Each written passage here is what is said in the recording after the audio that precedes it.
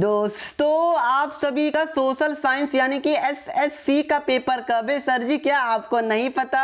नहीं मुझे तो पता है, मैं आपको याद दिला रहा हूँ 30 नवंबर को आपका सोशल साइंस का पेपर है। कितना टाइम बचा हुआ है? ओनली 1 वीक, और ये आपका पहला मेन सब्जेक्ट का पेपर है। तो प्यारे बच्चों, ये वाले पेपर में आपका जैसा कि 100% एमसीक्यू क्वेश्चन आने वाला है, बट क्वेश्चन बहुत ज्यादा टफ नहीं पूछा जाएगा।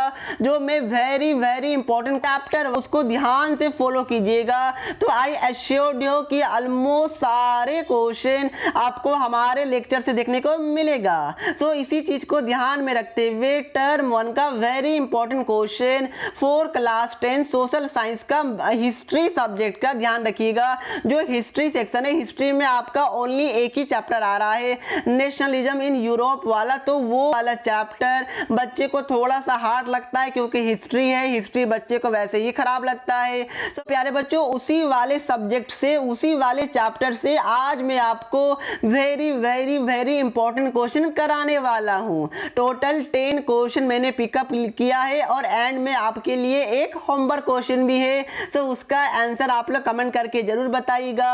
और क्वेश्चन को मैं स्टार्ट करूं उससे पहले चैनल को सब्सक्राइब जरूर कर दीजिएगा। ये पहला क्वेश्चन है, इसमें बोला गया है कि which of the following is true regarding Frederick Sorio. आपको पता होगा कि फ्रेडरिक सोरियो ने एक पेंटिंग बनाया था। तो आपको बोला जा रहा है कि जो फ्रेडरिक सोरियो है ये कौन था, यानी कि ही वाज ए या फिर एन। तो आपको ये पता होना चाहिए कि फ्रेडरिक सोरियो एक फ्रेंच आर्टिस्ट था, यानी कि ऑप्शन नंबर बी हमारा करेक्ट होगा। इसको ध्यान में रखिएगा।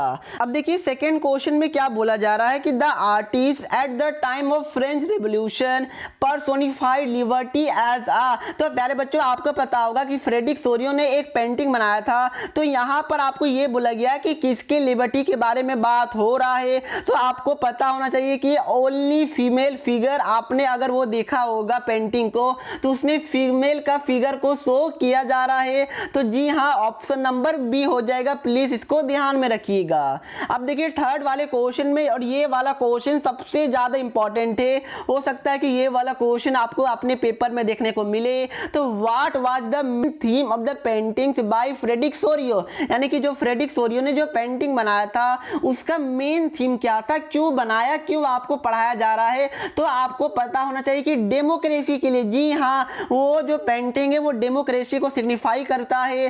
तो प्यारे बच्चों, ये वाला क्वेश्चन आपके लिए इंपॉर्टेंट है। डेमोक्रेसी ऑप्शन नंबर ए आपके लिए करेक्ट होगा। नेक्स्ट क्वेश्चन नंबर 4 में ये बोला जा रहा है कि the first clear expression of nationalism came with the French revolution in the year. तो आपने पढ़ा होगा, आपका पहला टॉपिक में, ये दूसरा मतलब आई थिंक तीसरा टॉपिक का पहला लाइन में ही आपका गिवन है कि 1789। प्लीज ध्यान रखिएगा, ये वाले डेट को इंपॉर्टेंट है, ठीक है ना प्यारे बच्चों। अब देखिए क्वेश्चन नंबर 5 में क्या बोला जा रहा है, और ये वाला क्वेश्चन भी आपके लिए बहुत इंपॉर्टेंट है। इवन सारा क्वेश्चन इस वीडियो का आपके लिए सुपर डुपर इंपॉर्टेंट है। तो यहां पर बोल रहा है कि what does the idea of ले पैट्रिया मीन्स। तो आपको पता होगा ले पैट्रिया यानी कि द फादरलैंड को सिग्निफाई करता है, एंड ले सिटिजन आपका द सिटीजन को सिग्निफाई करता है। तो बट यहां पर ले पैट्री बोला गया है, इसलिए option number A the fatherland. I hope ये वाला क्वेश्चन क्लियर होगा। अब देखिए नेक्स्ट वाले क्वेश्चन में क्या बोला जा रहा है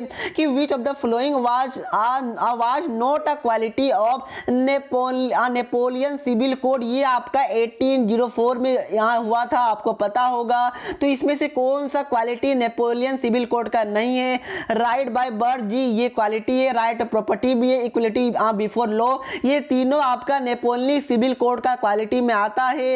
right to vote for all, इसके बारे में चर्चा नेपोलियन कोड में नहीं किया गया था। तो ऑप्शन नंबर सी क्या हो जाएगा, हमारा करेक्ट हो जाएगा क्वेश्चन के अकॉर्डिंग।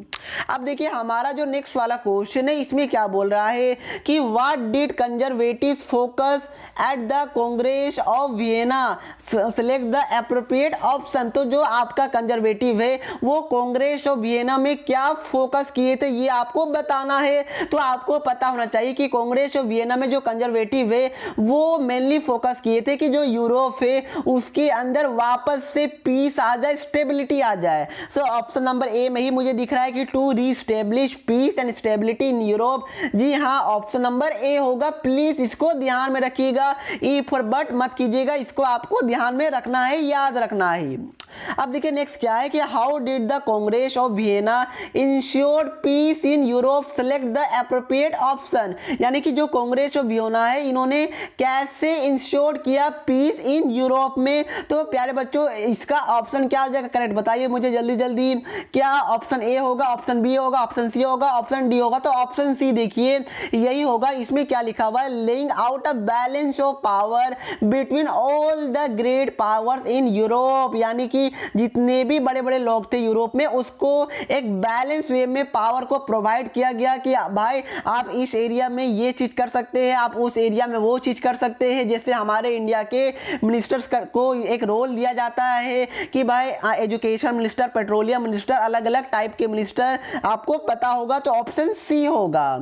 अब देखिए नेक्स्ट क्वेश्चन क्या है, सेकंड लास्ट क्वेश्चन है कि which of the following is not in European country? जी हाँ, कि देखिए आपका चैप्टर है the rise of nationalism in Europe, तो यूरोप पे कहीं ना कहीं ये वाला चैप्टर बेस्ड है। तो आपसे ये वाला क्वेश्चन भी पूछा जा सकता है कि कौन सा यूरोपियन कंट्री नहीं है? तो आपको याद रखना है कि out of Germany, Italy, USA and Poland, USA एक यूरोपियन कंट्री नहीं है। Please remember this question. देखिए प्यारे बच्चों, जो हमारा लास्ट क्वेश्चन है इसमें बोला गया है कि what are the demands of liberal middle class. तो आपको यहाँ पर 4 ऑप्शन दिया हुआ है और ये वाला क्वेश्चन आपके लिए सुपर डुपर इंपॉर्टेंट भी है। तो इसमें क्या है कि क्या डिमांड था, a constitution, freedom of press, freedom of association, या फिर all of the this, all of this. तो प्यारे बच्चों क्या हो जाएगा, इन्होंने सारा डिमांड किया था, ये तीनों डिमांड, यानी कि option number D all of this हो जाएगा। Please remember this question. So प्यारे बच्चों ये हमारा क्या था, हिस्ट्री का चैप्टर।